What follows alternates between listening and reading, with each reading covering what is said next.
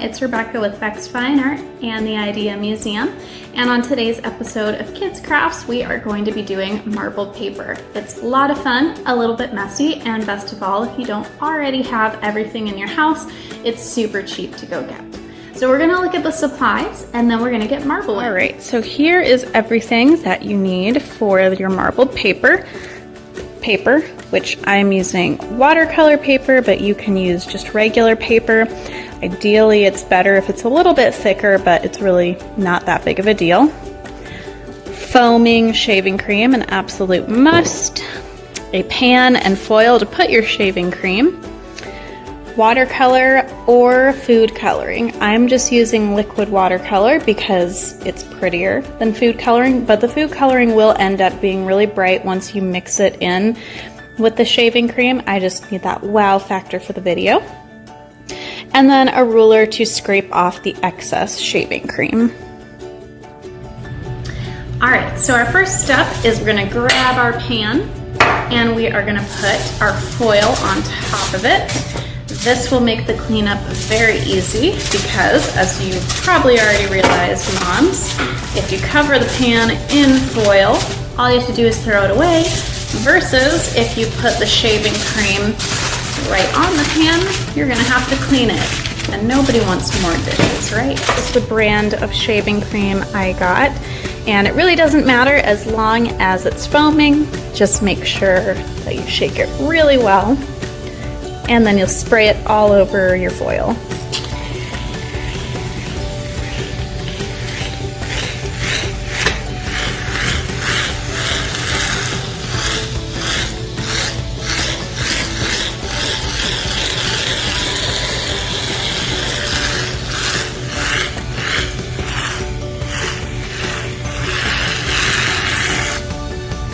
All right, so this is where your kids can get a little messy, is we want to spread that shaving cream out to be relatively smooth. It doesn't have to be perfect at all because we're going to be stirring our watercolor or food coloring right into it.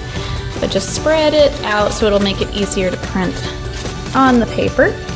And then you'll probably want to wash your hands afterwards. And now we are ready for our watercolor or food coloring. So pick your colors and you're gonna drip it all over. You don't need a ton because, as you'll see, this will mix pretty quickly with your shaving cream and it'll be really awesome and tie-dyed.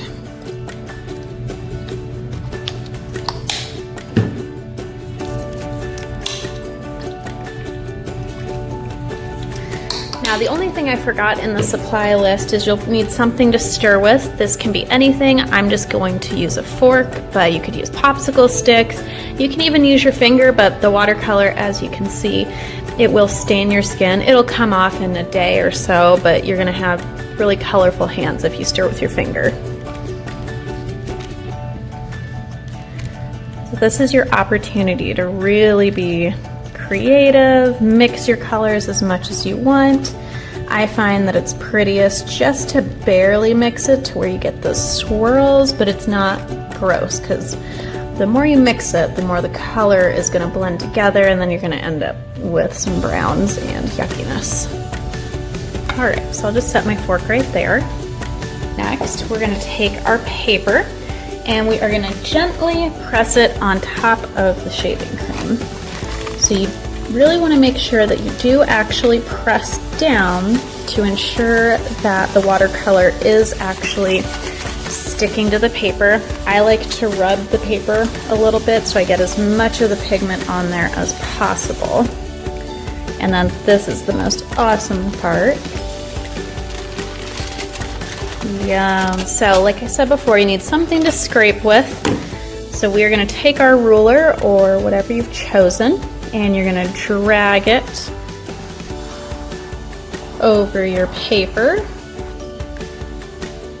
Scoop off that excess shaving cream.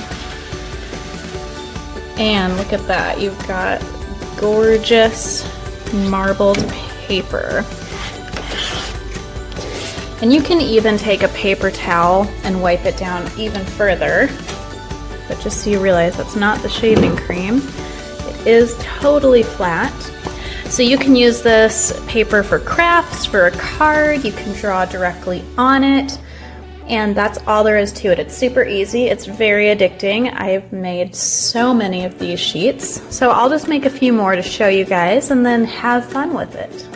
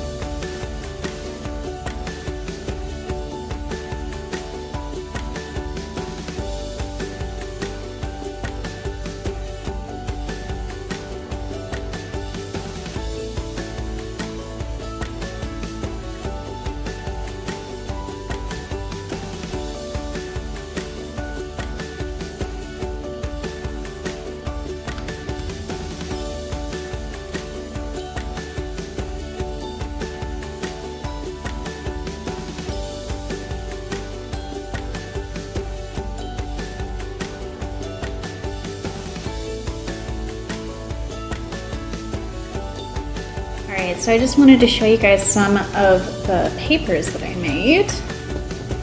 Ooh, this is why I like to do the watercolor, just because it's so vibrant and amazing. The food coloring definitely works, it's just you don't have quite as much variety of your color, but you can still definitely make some cool stuff with that. And some of these I just made from the leftovers. So like this one, for instance, I peeled off and then I swirled it again and ended up with this one.